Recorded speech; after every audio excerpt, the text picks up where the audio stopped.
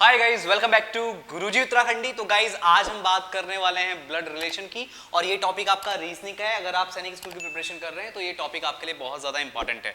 तो इसको हम डिटेल में डिस्कस करते हुए चलेंगे, बट मैं आपको इसको क्वेश्चन के थ्रू समझाऊंगा, तो उससे क्वेश्चन भी आपको समझ में आ जाएगा और कैसे इस रिलेशन वाले क्वेश्चन को किया जाता है, सॉल्व किया जाता है, वो भी आपको ढंग से क्लियर हो जाएगा। तो सबसे पहला क्वेश्चन आपको आपकी स्क्रीन पे दिख रहा होगा। तो देखिए गाइज, इस क्वेश्चन में आपको क्या दिख रहा है, a and b are brothers, c and d are sisters, A son is D's brother, how is B related to C? तो ये आपको बताना है। तो इसके लिए आप क्या करेंगे, ध्यान दीजिएगा। सबसे पहला देखो, इसने क्या बोला यहाँ पे, A and B are brothers, A and B are brothers, ये क्या है, भाई भाई हैं। तो यहाँ पे प्लस और यहाँ पे प्लस मैं इसलिए लगा रहा हूँ क्योंकि ये भाई भाई हैं और भाई क्या है, मेल हैं, राइट। तो जब भी कोई मेल कैरेक्टर होगा तो उसके लिए आप प्लस साइन लगाएंगे, और जब भी कोई फीमेल कैरेक्टर होगा तो उसके लिए आप नेगेटिव साइन लगाएंगे। तो इससे ये आइडेंटिफाई हो जाता है कि कौन मेल है और कौन फीमेल है, राइट। अब थोड़ा सा अच्छा, एक और चीज, मैंने इसको ए के बगल में ही बी क्यों लिखा, क्योंकि गाइज एक चीज और ध्यान रखिएगा, हम जनरेशन वाइज बात कर रहे हैं। तो जैसे भाई बहन है तो ये इनकी एक जनरेशन हो गई, इनके अगर पेरेंट्स होते तो ये जनरेशन थोड़ा ऊपर हो जाती, ग्रैंडफादर होते या ग्रैंड मदर होते तो ये एक जनरेशन और ऊपर हो जाती, और इनके अगर बच्चे होते तो उनसे नीचे आ जाते। तो जनरेशन वाइज हम इसको क्या कर रहे हैं, डिवाइड कर रहे हैं, ठीक है। तो ये मैंने इसलिए इनको एक लाइन में लिखा है। आगे बढ़ते हैं और देखते हैं क्या कंडीशन है आगे की। सी एंड डी आर सिस्टर्स। अब देखिएगा, उसने बोला सी एंड डी आर सिस्टर्स हैं। अब उसने ये सी एंड डी का ए बी से कोई रिलेशन नहीं बताया है। तो एक काम ही करते हैं, ध्यान दीजिएगा, हम सी और डी को एक साथ लिख लेते हैं, सी एंड डी आर सिस्टर्स। तो ये दोनों बहनें हैं, तो उनको मैंने नीचे लिख दिया। अभी मैंने अपने अंदाजे से लिखा है, आप इसको ऊपर भी लिख सकते हो, कोई इशू नहीं है, बट मैंने इन दोनों को एक साथ लिखा है क्योंकि इनका ए बी से कोई रिलेशन अभी बताया नहीं है। अब नेक्स्ट लाइन पढ़ते हैं। अब नेक्स्ट लाइन को नोटिस कीजिएगा, एज सन, यानी जो ए का बेटा है वो डी का भाई है। ए का बेटा यानी ए की शादी हो गई है, जिससे भी शादी हुई है वी डोंट नो, कोई वो फीमेल होगी, राइट।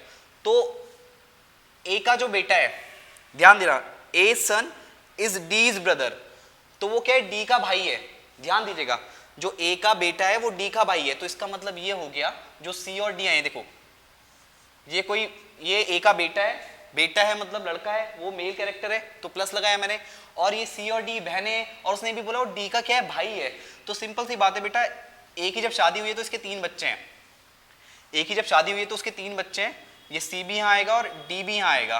तो ये डी है, ये सी है, और ये पता नहीं कौन है, सिर्फ उसमें इतना बोला है, ध्यान दीजिएगा, ए सन इज डीज ब्रदर, जो ए का बेटा है वो डी का भाई है।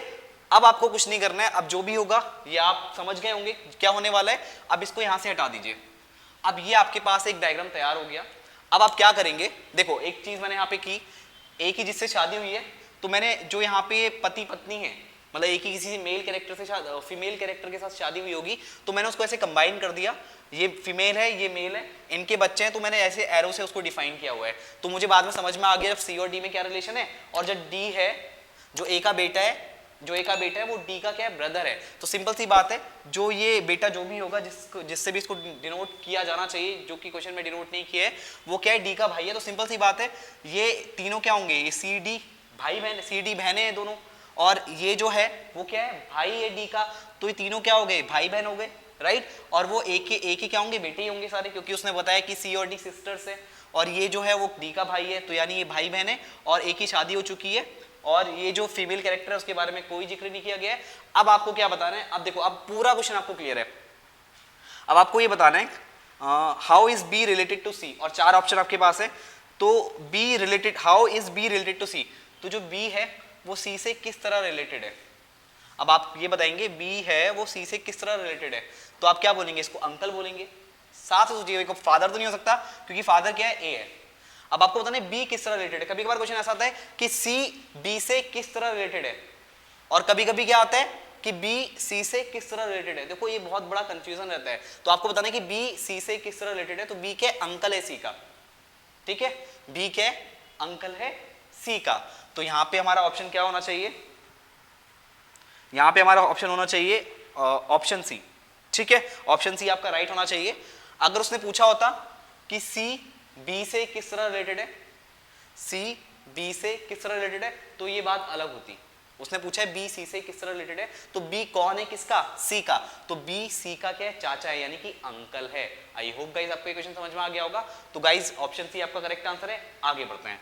अब देखो नेक्स्ट क्वेश्चन की बात कर लेते हैं। नेक्स्ट क्वेश्चन क्या है आपका, A is son of C while C and Q are the sisters to one another. Z is mother of Q. If P is the son of Z, which one of the following statement is correct? तो A is son of C. तो ध्यान दीजिएगा, A क्या है, सन है किसका, C का। तो यहाँ पे C है, C की शादी हुई होगी।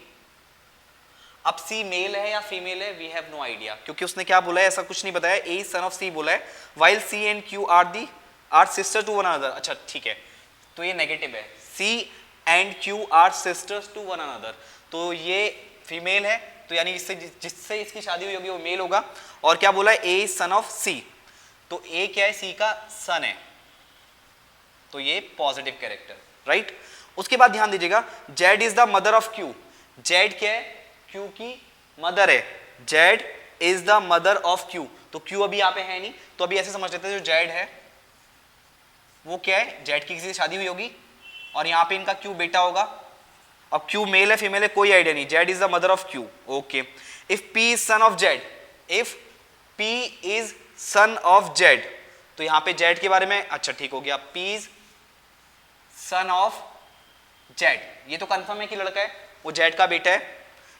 उसके बाद क्या करेंगे आप, विच one of the following statement is correct, which one of the following statement is correct. एक बार फिर से क्वेश्चन को एक बार देख लेते हैं। ए इज सन ऑफ सी, ठीक हो गया। उसके बाद C and Q are sisters. अच्छा अब यहां से इसको कनेक्ट करते हैं, C एंड Q। अब देखो ये Q और ये P इस लाइन में ले आते हैं हम इसको, और ये पॉजिटिव कैरेक्टर, और इससे ऊपर आपका Z आ जाएगा, Z की किसी से शादी हुई होगी, और ये उनके क्या है, बेटे हैं, ठीक हो गया। और क्या बोला लास्ट में इसने, okay, Z is mother of Q। अब पूरा देखो बन चुका है आपका, अब इसमें कोई डाउट वाला खेल नहीं है।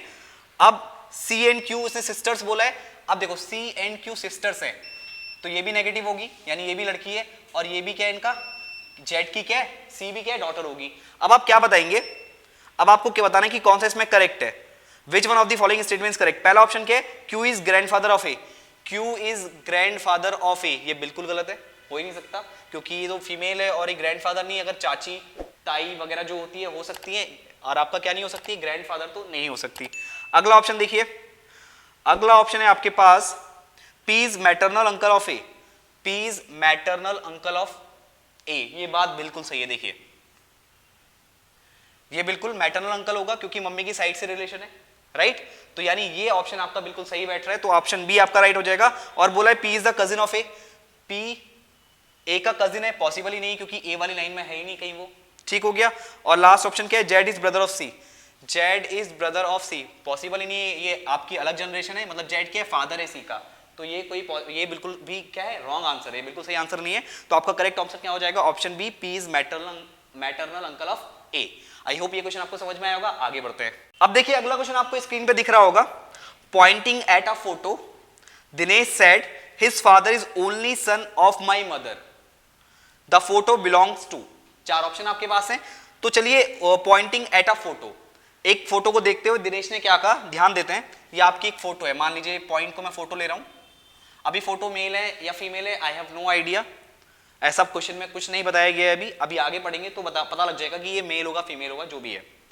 Poynting at a photo Dinesh said his father, यानी इसके जो पापा हैं, ठीक हो गया, इसके जो फादर हैं, यहां पे इनकी शादी हुई, ठीक हो गया। तो इस पॉइंट, जो इस फोटोग्राफ के पापा हैं, his father is only son of my mother, ये इकलौते बेटे हैं मेरी मम्मी के। ये क्या है, इकलौते बेटे हैं मेरी मम्मी के, यानी कि अब आपको ये फिगर समझ में आया होगा। ध्यान देना, फोटोग्राफ के जो, ये फोटोग्राफ के जो पापा है, जो फोटोग्राफ मतलब जो ये फोटो में बंदा है, दिनेश इस फोटो को देख के बता रहा है कि जो फोटो में बंदा है, इसके जो पापा है वो मेरी मम्मी के इकलौते बेटे हैं, राइट। तो कंडीशन ऐसी बनेगी, बिल्कुल सही बात है। अब आपको ये बताना है, मेरी मम्मी के इकलौते बेटे हैं। अब एक बात आप खुद सोचिए, मेरी मम्मी के इकलौते बेटे, यानी मैं बात कर रहा हूं अपनी मम्मी, आप इस चीज कंडीशन को अपने पे अप्लाई कीजिए, मेरी मम्मी के इकलौते बेटे, यानी मैं ही तो हूंगा। ये कौन है, ये मैं हूं, यानी कौन है ये? दिनेश है। कौन है? दिनेश है, राइट। अब आप पूरी पिक्चर समझ चुके हैं, बहुत आसान है इसको बताना। अब पूछा ये गया था फोटो बिलोंग्स टू, अब ये फोटो किसको बिलोंग करती है? अब ये दिनेश है, राइट। दिनेश का कौन है? फोटोग्राफ जो फोटो में बंदा है उसका बेटा है, राइट। तो ऑप्शन देखो, पहला ऑप्शन है दिनेश, वो की गलत हो जाएगा क्योंकि हमें फोटो को देख के बताना है, उसे दिनेश को नहीं पूछा। देखो बहुत सारा कंफ्यूजन रहता है इन चीजों को लेकर के। बात चल रही है कि फोटोग्राफ में कौन है, किसकी फोटो है वो, तो ये दिनेश तो ये है, तो हमें बताना है ये फोटो में कौन है, ठीक है, ध्यान दीजिएगा। पहला ऑप्शन दिनेश है, वो तो गलत हो गया। दूसरा दिनेश ब्रदर, तो ये दिनेश का भाई तो है नहीं, क्या है? दिनेश का बेटा है। तीसरा ऑप्शन है दिनेश फादर, तो ये दिनेश का पापा तो है नहीं। तो लास्ट ऑप्शन क्या है? दिनेश सन। तो सीधी बात है कौन कौन है? दिनेश सन। तो ऑप्शन डी आपका क्या हो जाएगा? राइट हो जाएगा। तो आई होप गाइस आपको ये क्वेश्चन समझ में आया होगा। आगे बढ़ते हैं। ओके, नेक्स्ट क्वेश्चन देखते हैं। तो नेक्स्ट क्वेश्चन में क्या है? If A is the brother of B and K, D is the mother of B and E is the father of A, which one of the following statement is not definitely true? देखिए एक अलग question आया है, ये भी बहुत अच्छा question है। तो कंडीशन बनाते हैं इसकी। If A is brother of B, जो A है वो B का भाई है, यानी ये नेगेटिव और ये पॉजिटिव, सिंपल सी बात है। A is brother of B and K, अच्छा K को भी ले लेते हैं यहाँ पे, B and K।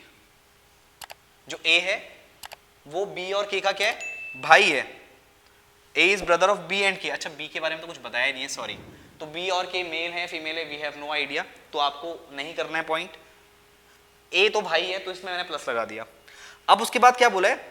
D is the mother of B, D is the mother of B। अच्छा ठीक है, तो यहाँ पे D होगी नेगेटिव, इसकी शादी हुई है किसी के साथ, वो आपका मेल होगा, तो B की मम्मी D है, तो ये बिल्कुल सही बन गया। आगे देखिए,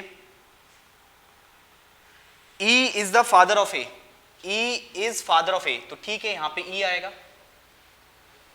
तो इसका मतलब सही है। ये बोला क्या? ठीक हो गया, B एंड D ठीक हो गया। अब देखिए, तो B के बारे में अभी कोई इंफॉर्मेशन नहीं है कि वो मेल है फीमेल है, तो यानी A और B के, यानी A जो है वो मेल है, वो तो कंफर्म हो गया। अब आगे बढ़ते हैं, ठीक हो गया, E is the father of A, ठीक है। Which one of the following statement is not definitely true? तो पहली स्टेटमेंट देखते हैं, पहला ऑप्शन देखते हैं, B is brother of K, B is brother of K, तो ये तो सही है, जो B है वो। अच्छा एक और, ये सही हो भी सकता है नहीं भी हो सकता है, क्यों? क्योंकि हमें पता नहीं है कि B मेल है या फीमेल है। अगर ये मेल हुआ तो ये स्टेटमेंट सही है, अगर ये फीमेल हुई तो ये स्टेटमेंट गलत हो जाएगा, बट डेफिनेटली रॉन्ग तो नहीं है। ये सही हो भी सकता है और सही नहीं भी हो सकता है। अगर B, देखो यहां पे क्या बोला है इसने पहले ऑप्शन में, B is brother of K, तो B अगर मेल हुआ तो ये बात बिल्कुल सही है, अगर B मेल नहीं हुआ तो ये बात गलत है, बट डेफिनेटली रॉन्ग नहीं है, ठीक है, पहली बात समझना। तो ए ऑप्शन आपका गलत नहीं है, इसको हम ऐसे बोलेंगे एकदम गलत नहीं है। दूसरा ऑप्शन है A is father of K, A is father of K। अब एक देखो, ए K का फादर तो नहीं हो सकता ना, ए क्या है? K का भाई है, तो सेकंड वाला जो है वो डेफिनेटली रॉन्ग है। और आपको बताना है क्या? आपको बताना है which of the following statement is not definitely true. तो ये डेफिनेटली ट्रू तो बिल्कुल ही नहीं है, क्योंकि जो ए है वो K का भाई है, और यहां क्या बोला है? A is father of K, जो कि बिल्कुल ही गलत है। तीसरा option, A is the son of D, A is son of D, तो ये तो बिल्कुल सही है, जो ए है वो D का सन है, D का बेटा है, सही बात है, तो तीसरा स्टेटमेंट बिल्कुल सही है। चौथा स्टेटमेंट क्या है? D is wife of E, D is wife of E, ये बिल्कुल सही है, यानी जो D वाला ऑप्शन है वो बिल्कुल सही है। तो पहले में क्या है? अगर B वाला मेल हुआ तो वो सही है, अगर ये B जो है वो नेगेटिव, मतलब B अगर फीमेल हुई तो ये गलत बन रहा है, बट ये डेफिनेटली रॉन्ग नहीं है। जो डेफिनेटली रॉन्ग है, जो डेफिनेटली ट्रू नहीं हो सकता, ये एक बार को पहली वाली कंडीशन एक बार को ट्रू हो सकती है, बट जो सेकंड वाली कंडीशन है जहां पे बोला है कि A क्या है? K का फादर है, A is father of K, वो तो डेफिनेटली रॉन्ग है। तो आपका करेक्ट आंसर क्या हो जाएगा? ऑप्शन बी, क्योंकि आपको बताना है क्या है? Which one of the following statement is not definitely true. तो आई होप गाइज आपको ये क्वेश्चन समझ में आए होंगे। तो गाइज इन क्वेश्चन में कंफ्यूजन होने के चांसेस बहुत ज्यादा रहते हैं, तो आप इनको ढंग से प्रिपेयर करें, ठीक हो गया। और जो मैंने आपको यहाँ पे नोटेशन बनाना सिखाया है, प्लस कहाँ बोला जाएगा, नेगेटिव कहाँ बोला जाएगा, और किस तरह से यहाँ पे इसको डिफाइन किया जाता है, जो मैं आपको यहाँ पे गोले बना के दिखा रहा हूँ किस तरह उसको बनाया जाता है, ये भी आपको समझ में आ गया होगा। तो गाइस प्रैक्टिस कीजिए इन क्वेश्चन की, जितनी ज्यादा प्रैक्टिस कर सकते हैं। तो अगर इसके बाद भी आपको लगता है कि कुछ क्वेश्चन में आपको कंफ्यूजन है, तो आप मुझे कमेंट सेक्शन के थ्रू अपने क्वेश्चन पूछ सकते हैं। तो आपको नेक्स्ट डे या विद इन फ्यू टाइम आपको क्या मिल जाएगा, आपके क्वेश्चंस का आंसर मिल जाएगा। तो आई होप गाइस आप इस वीडियो को जरूर शेयर करेंगे। तो गाइस इस वीडियो को अपने फ्रेंड के साथ जरूर शेयर करें, ताकि जिन लोगों के इन चैप्टर से रिलेटेड डाउट है तो वो अपने डाउट को दूर कर सके। तो गाइस मैं मिलता हूं आपसे नेक्स्ट वीडियो में। आज की वीडियो में इतना ही। Thank you. For more online courses, download Vedasri Learning app.